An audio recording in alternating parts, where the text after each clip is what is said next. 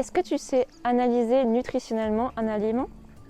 On t'a peut-être déjà trompé en te disant que tel aliment est riche en nutriments, alors que ce n'est pas le cas. Tout ça, c'est comme l'aberration du Nutri-Score. J'en reparlerai sûrement dans une autre vidéo. Le but de cette vidéo est de se rééduquer. Je suis Camille Lelièvre, ostéopathe, coach en alimentation optimale. J'accompagne les personnes qui souffrent de troubles du comportement alimentaire, d'addiction et de maladies chroniques. Je t'ai préparé une vidéo des 5 secrets pour guérir dans la description. Alors on va voir les bons et les mauvais aliments nutritionnellement parlant. La première chose, ça va être la biodisponibilité de l'aliment, qui est la capacité de l'organisme à capter, à assimiler et à utiliser le nutriment. Par exemple, le fer que l'on trouve dans les produits végétaux est beaucoup moins bien assimilé que le fer d'origine animale. Un deuxième exemple, si vous avez 25 g de protéines dans 100 g de viande, vous n'allez pas avoir 25 g assimilés. Il y a toujours une partie que le corps ne pourra pas assimiler. Ensuite, on va avoir la densité nutritionnelle. C'est la quantité et la diversité qu'un aliment propose pour différents nutriments.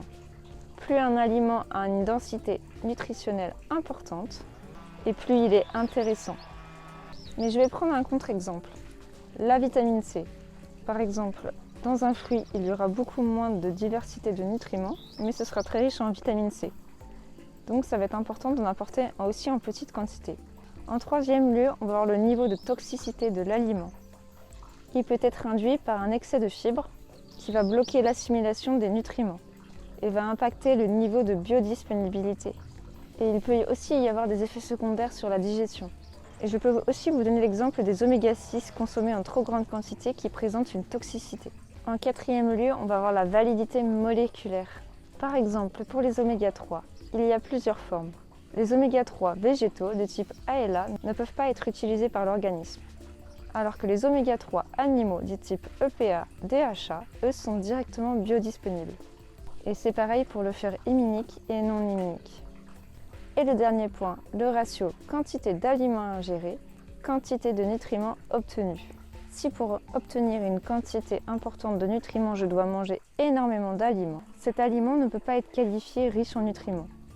A l'inverse, si en mangeant peu en termes de quantité, j'obtiens énormément de nutriments, cet aliment peut être qualifié comme source de nutriments. Par exemple, il y a des aliments rois comme les abats qui sont très riches en vitamines, en minéraux, comme le foie de veau qui est riche en fer, en vitamine B, B12 et plein d'autres nutriments. Quand vous combinez les 5 facteurs que je viens de vous citer, vous pouvez vous-même donner le Nutri-Score à votre aliment. Et n'oubliez pas que ce qui compte, c'est d'être libre de manger ce que l'on veut, quand on veut, où l'on veut, selon les saisons, selon ce qu'on fait, et que l'on puisse être antifragile, adaptable et en bonne santé. Si vous voulez que je vous aide à obtenir ce résultat, contactez-moi pour avoir votre bilan de santé et qu'on mette en place une stratégie. Merci et bonne journée.